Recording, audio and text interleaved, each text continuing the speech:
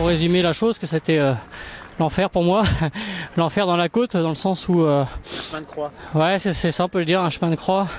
La côte, ça s'est fait tout au mental parce que, bon, faut l'avouer, j'ai couru, la forme était moyenne, bon ça je l'avais déjà dit, mais j'ai couru comme un cadet, donc bon, j'avais envie de bien faire, donc ça veut dire que quand ça part au troisième, donc je saute dans les baskets des mecs, ça temporise, au cinquième on rebelote, au septième ça recommence, donc là je dis bon, je laisse faire, puis je me retrouve un petit peu en chasse-patate.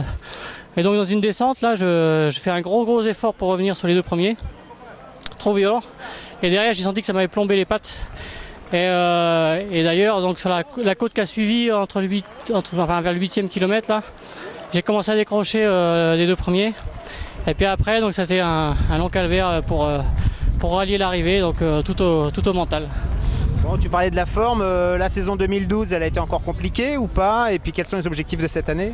Non, ma saison de cross, moi, elle était au-delà de mes espérances, donc je vais dire que ça a été une bonne saison de cross pour moi, au-delà de ce que je pensais.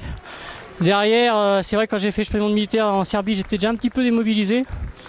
Et puis en rentrant à la maison, donc une petite coupure pour régénérer. Puis derrière, j'ai voulu reprendre un peu trop vite, je pense. Ce qui fait que je me suis un peu plombé les pattes aussi. Et puis les mauvaises conditions aussi, il y avait un petit ras-le-bol des mauvaises conditions, un peu comme tout le monde d'ailleurs. Donc voilà, ça explique un petit peu tout ça, quoi. Quelle va être la suite de ta saison? Donc là, il y a les incontournables avec les interclubs qui vont bientôt arriver. Et puis derrière, je sais pas trop encore, certainement pas de la piste parce que bon, j'en ai fait un peu le tour. On va essayer de monter un peu plus sur la route, donc avec, je pense, les courants de la liberté, enfin c'est sûr les courants de la liberté puisque c'est à la maison. Et puis derrière, pourquoi pas faire la corrida de Langueux ou des choses comme ça. Hein. Les courants de la liberté, ce serait sur quelle distance? Parce qu'on t'a vu sur marathon déjà. Ouais, mais non, à Caen c'est compliqué, là la forme du moment est vraiment pas très bonne. Bon, je sais que ça peut vite revenir, hein, faut pas se focaliser là-dessus, on est qu'au mois d'avril. Mais non, ce serait plutôt sur semi-marathon quand même. Voilà, rester sur des choses longues parce que je sais que sur les distances inférieures, je battrai plus mes records et j'ai envie de m'investir maintenant plus sur le semi, donc voilà, plutôt sur le semi-marathon.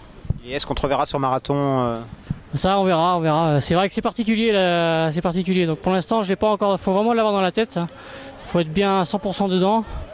Il me reste 2 ans de contrat à l'armée, donc peut-être que dans ma dernière année de contrat, pour profiter des conditions une dernière fois, peut-être que je me lancerai un challenge comme ça, mais bon, de toute façon ça va me piquer un matin comme ça et allez, j'y vais. T'as suivi un petit peu le début enfin pas le début, mais la 2e édition de Benjamin à Paris, etc. Ah ouais, il est franchement, c'est un exemple à suivre aussi bien dans je pense sa qualité de préparation, son humilité. C'est un jeune qui, je pense, qui doit être capable de faire rapidement s'approcher des 2h10. Et il a raison de bien remettre tout le monde à leur place en disant qu'il y va étape par étape. Parce que c'est vrai qu'en France, on a souvent vite fait d'amener les gens un peu trop haut. Et derrière, psychologiquement, ça peut être difficile à gérer. Donc il a raison d'y aller par étapes. Et j'espère qu'il continuera comme ça à nous faire rêver. Bonne récup. Merci.